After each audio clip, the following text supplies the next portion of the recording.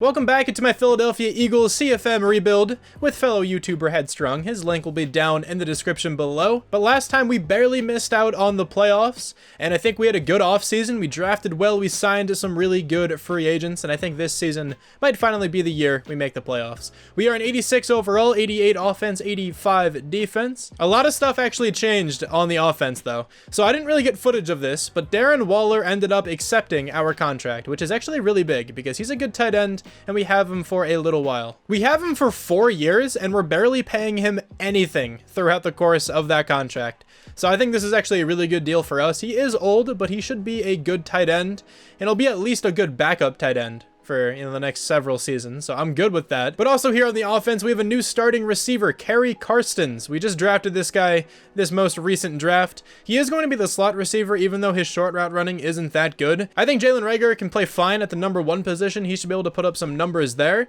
and then Karstens can hopefully put up some numbers as the slot and, can go up and overall quite well. And it'd be really cool if he could have a good development trait. We ended up signing Auden Tate as well. I think that's a pretty solid signing. He's an 81 overall, still fairly young. 25 years old, but if we end up getting another really good receiver, I can always move Tate to tight end. I don't think that would be a bad move, and then Darren Waller can back him up, so I'm good with Auden Tate on the team for sure. But the biggest signing, honestly, of this series so far has been Quentin Nelson. He's a 99 overall. I moved him to left tackle because left tackle seems to be the most important position in simulation on the offensive line. So he's going to be a stud over there. And then we drafted a bunch of hidden development offensive linemen. I don't know who's going to start where necessarily, but just for now, I have Morgan Nortman starting at left guard. This was the right tackle we drafted. I moved him to center, Jerron Monroe. I think I'm actually going to start him at center because he has a lot of potential and he's not too much worse than Hodge. And then we also have this guy, David Cleveland, who is a left tackle.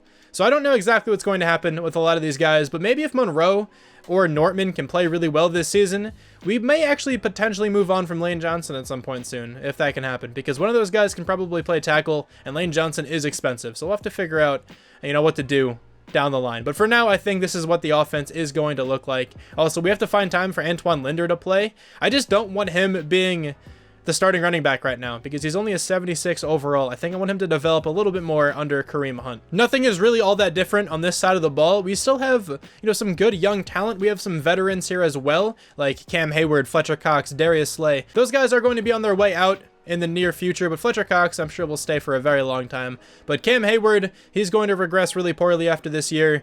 I may be able to use him for one more season in the future. Darius Slay, same thing for him. He's going to regress really poorly. LaMarcus Joyner is also very old. So we have to make some changes to the defense, in a short period of time. But we do still have some young studs. Like we have Cody Burr, who is only 23 years old, has superstar development. Damon Spikes is still pretty young. He's 23 years old as well. Sidney Jones isn't all that old. He's only 26. He's an 85 overall. We have some really good players still on the team. So I think this team can definitely make it to the playoffs, but I will see you guys then. One small thing before I simulate, we actually just signed Sam Hubbard in free agency. He was just chilling there at the top of free agency, so we brought him in for a 1-year deal. He will be the starting left end for us this season. Literally right as I started to record, people are setting off fireworks. What is happening? It's July 7th. Okay, it's not even the 4th anymore. What? But anyway, I'm going to talk through them. I'm sorry if they're distracting in the background, but we made the playoffs. Finally, it took us a very long time to make it into the playoffs, but we did get a first round bye, which was actually really nice to see. We finished 12-4. Okay, 11-5 for the Giants and the Cowboys, and then 8-8 for the Redskins. Carson Wentz had a tremendous season. Under 4,000 yards, sure, but 41 touchdowns, 6 interceptions. That is a fantastic year for him. I love that. Kareem Hunt was very good, 5 yards per carry, 10 touchdowns. Even Antoine Linder got involved. He got 8 rushing touchdowns himself. Receiving wise, nobody really did anything incredible, but we have some good production from some of these guys. Jalen Reagor, 10 touchdowns is a good season to have. Karstens got 4 touchdowns, 677 yards. Auden Tate, 8 touchdowns. Darren Waller gets 6. So these guys all, contributed, which is what I like to see. The offensive line seems to be very good right now. I think it's going to be this line for the next few seasons. Maybe Lane Johnson and Brandon Brooks will eventually switch out or retire or something, but Quentin Nelson is going to be here for a long time. I can say that much. 116 tackles for Corey Burr, 114 for LaMarcus Joyner. We have 8 tackles for loss for Fletcher Cox. How many sacks do we have? We have 8 for Sam Hubbard. He actually seemed to be a pretty good free agency acquisition. I might keep him for a little while. 6 for Fletcher Cox, 5.5 for Derek Barnett, 4.5 for Davion Taylor. We have 3 picks for Sidney Jones, 2 for Damon Spikes, 1 for LaMarcus Joyner, Avonte Maddox, and Darius Slay. We have no touchdowns or safeties, but we do have a blocked kick by Terrence Marshall. Okay. We were 9th in the NFL on offense. I feel like defense is close to the top as well. 14th, maybe not then. But MVP goes to Patrick Mahomes, of course, on the Raiders. He also got that monumental deal in real life. That was a crazy signing. Carson Wentz, though, at number 4. Love to see him up there. NFC Offensive Player of the Year goes to Carson Wentz, which is nice to see, too. Kareem Hunt at number 8. Defensive Player of the Year goes to Khalil Mack, who's on the Cardinals, apparently. Okay, these teams are looking kind of weird at the moment. A lot of these teams look so different. Nobody from the Eagles. Offensive Rookie of the Year goes to Joe Woolfork. Okay. Gary Karstens at number 2, though. It would have been cool if he could have won that. We'll also get to see what his development trade is. I'm excited for that. Defensive Rookie of the Year is Garrison Wilkinson. That's a name right there. All right, well, I guess I'll go over the rest of the awards. I think that's what I normally do. So hold on. Let's check out who the best quarterback is. Best quarterback is Carson Wentz. That is phenomenal to see. Best running back is Ezekiel Elliott, but Kareem Hunt at number 4. Best wide receiver is Isaac Gage from the Lions. Okay, Jalen Reagor at number 5. Not too bad. Best offensive lineman is Zach Martin, but Quentin Nelson at number 2. Brandon Brooks at number 4. Lane Johnson at number 8. Best defensive lineman is Khalil Mack. Nobody from the Eagles. Best linebacker is Quan Alexander. Nobody from the Eagles. Best defensive back is Chuck Clark. It's actually kind of interesting. Didn't expect to see him up there. Sidney Jones, though, at number 5. That's nice. Best kicker is Jake Elliott. Let's go. That's what I like to see. The best Elliott in the NFC East, of course. But let's see these development traits. Let's see what the wide receiver has. I feel like it's just star, but it'd be sweet if it's something else. He has star. That's okay. He has 7 experience points, though. Did I not have this on auto throughout the season? I guess I did not. I didn't know I turned that off, so I'll make sure to spend all these at some point. But the center has 9. The left guard has 8. That's exactly why I started these guys this year. I figured they would get a ton of experience points. Do I have anyone with hidden development on the defense? I honestly don't remember. I don't think I do, but we have a couple experience points going around, which is pretty cool. Okay, so auto progress players is on. So maybe they just got a ton for this week. I don't know. But that is very interesting. I don't think like they're up in overall at all, though, because I'm pretty sure the wide receiver was a 71 when we drafted him. I don't know, but I'll go ahead and spend most of these. I might just auto-upgrade the entire team. I think I'll probably do that. Let's talk to the general manager, though, see what he has to say. So we're in the playoffs. I know we're in the playoffs. The whole team gets plus 20 morale. Okay, that's actually really nice. Let me upgrade players. Let me auto-upgrade them, and we can see what the team is going to look like heading into the playoffs. The team's actually going to be pretty solid. I'll also spend the coach experience, but I don't think we're going to sim week by week in the playoffs, so I'll just, I guess, let you guys know if we're in the Super Bowl after this portion of the video. But let's see what we can get up coach experience-wise. The quarterback training boost is still available. I almost want that just for the future. Not as much for Carson Wentz. I'm going to get that now, just so when we get a rookie quarterback, he can develop really well, because I'm sure that's going to happen at some point in the near future. Let's just quickly check out what the team looks like at the moment. So Carson's is up to an 80 overall with his morale boost. He has really good deep route running. I need him to get better in the slot because that's actually where he was playing. I should have just manually spent those. It's kind of on me. Monroe's up to a 79. Nortman's up to an 80. The team's actually looking really solid at the moment, which is exactly what I want to see. Cleveland's up to a 72. I don't know what his development trade is. He only played, what did that say, 44 snaps? Yeah, he barely played anything. Okay. Auden Tate's up to an 85. Not too bad. Burr is up to an 88 with the morale boost. This guy is so good. I'm so happy we were able to land him. What is Linder up to? I didn't actually notice. He's up to an 80. I actually want him starting at some point soon. How long do we have left on Kareem Hunt's contract? He's also going to start regressing in a short period of time, but he's still very good. He has 2 more years left on his contract. Okay, I'm fine with him playing that out. And then I think at that point, Linder will be a capable starter. So it definitely works for me. The team's in a really good spot right now. Honestly, I think this team can pretty easily make a push for the Super Bowl, but I will let you guys know what happens in the playoffs. What's going on, guys? It's Shram here, and welcome back to my Armadillos franchise here. This is an Armadillos franchise. What is it? My Eagles rebuild. My face of the franchise. That's not it. My piece of the pan fries. Piece of the pan fries. That's a good one. All right, so surprisingly enough, we actually made the Super Bowl. In Super Bowl 57, we lost to the Ravens, and the most interesting thing about this is they have Jalen Hurts. I don't know if you guys remember that, but in the first episode of this, I had traded Jalen Hurts to the Ravens for like a 2nd round or 3rd round draft pick or something. I kind of just figured I'd never use him to begin with, so why not get some value out of him just, you know, while I could. It's just funny that he's on the Ravens. I want to see what his overall is at the moment and see what development trait he has, because this guy keeps messaging me saying thanks for Jalen Hurts. Yeah, you're welcome, my dude. Okay, you're welcome. You're a friend, so why not? He is up to a 95, and he's an X factor. So, you know, that's just kind of how life goes sometimes. So Fletcher Cox is the top free agent, and I definitely want him back for probably more than this 1-year contract. I wouldn't mind giving him a 2-year deal. We also have enough money for this. So let me raise this a little bit just to make sure we don't have to tag him, because that would be expensive.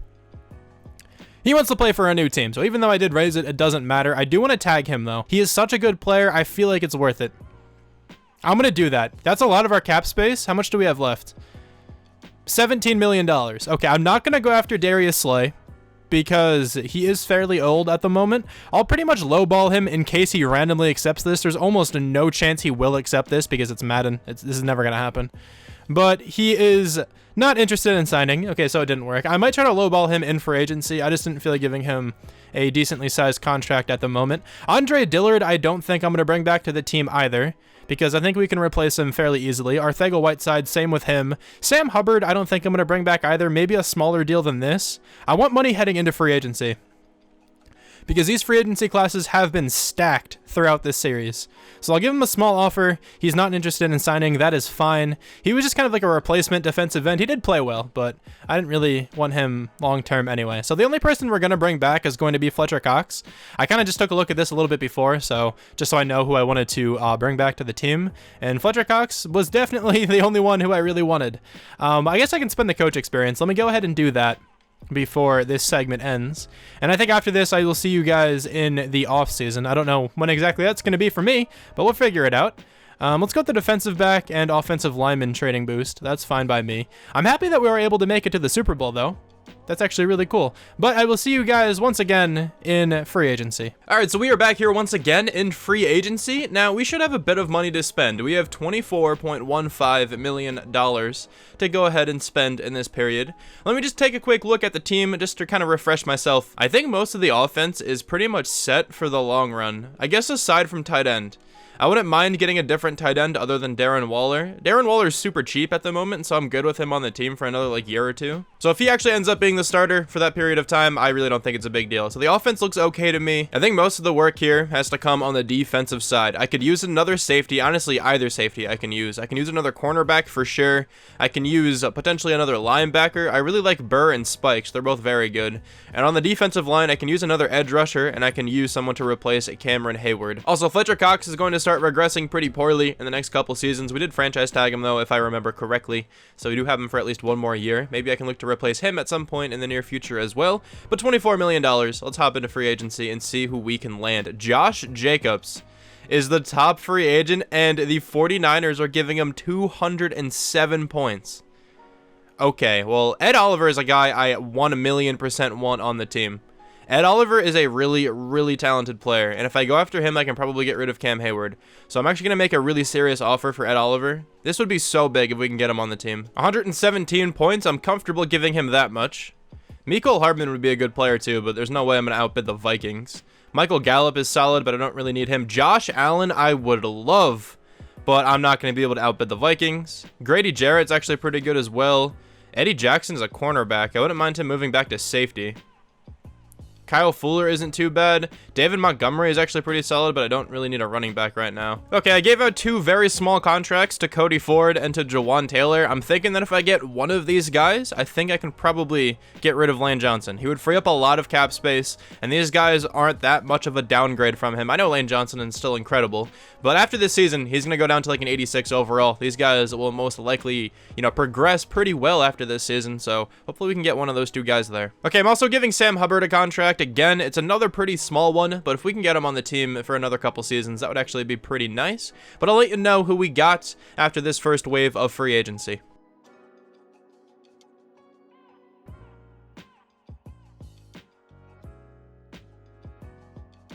Okay, so we are now in the draft, and we have the 31st pick in every round. I don't think I have any extra draft picks, and this is actually the first time I've done the draft live, so I will see you guys at pick number 31. Alright, so now it is my pick. I had pick number 31, and pretty much all of the players I wanted got selected already. The only player I have left who I want to take at this moment is Nick Lawrence, so I think I'm just going to go ahead and select him. Hopefully he has at least hidden. If it is normal, it'll be kind of depressing, but I don't really think I want anybody else with this pick. I don't want to try to trade down or anything like that either. So, Nick Lawrence, welcome to the team. He's a 73 with hidden. Okay, that was actually a really good selection then. Rank number 22, selected him at number 31. 89 speed, 76 tackling, 80 hit power, 89 acceleration. I think he's going to start at strong safety for us. And LaMarcus Joyner, I might get rid of. Nobody's going to want to, trade for him or anything like that, but there's actually not really much of a reason to get rid of him. LaMarcus Joyner is still incredibly cheap. Maybe I can actually move him down to corner. I don't know yet, but we'll figure something out, but that guy's definitely going to be starting. Okay, so now it's my pick again here in the second round, and I think I'm actually going to be selecting a player who's projected to go in the 7th. It's Brett Collins, so his talent is mid-second rounder, but his projection is early 7th. I don't actually know if I'd be able to wait until the next round to take him, so I'm just going to go with him right now. I'm hoping he has hidden development trait. I think there's a chance. He's a 69 with normal, so he does not have hidden, but he's definitely not a bad player. I don't think he'll get too much starting time, but my draft board isn't necessarily dead at the moment, but there really weren't any other players I'd rather have right now. Like, the next best players were supposed to go in the 3rd round, so I figured why not take the dude who I knew was going to be better than these guys. Okay, so now in the 3rd round, I'm going to continue the streak of taking players who aren't supposed to go yet, and I think I'm actually going to select this guy. So I know absolutely nothing about him, but if you look at everybody else here, like, the best player I'm probably going to get would be like a mid-60s overall player with hidden. And that's not even really all that valuable to me right now. So I'm going to go with Taimane Tarrant. I don't know how to actually pronounce his first name. He has an incredible combine, and he's supposed to go undrafted, but let's see what he is all about. He's a 69. Sadly, he only has normal development, but he's ranked number 42. We took him at number 95. He's actually a very good player for when he was supposed to go. And that's certainly not a bad draft pick at all. I'm actually just going to conclude this video there because the draft really wasn't eventful after that pick. So thank you guys so much for watching this video. Hopefully we can make it back into the playoffs again next season. I think the team is actually looking pretty solid at the moment. But thanks so much for watching one final time, and I'll talk to you guys soon. Bye.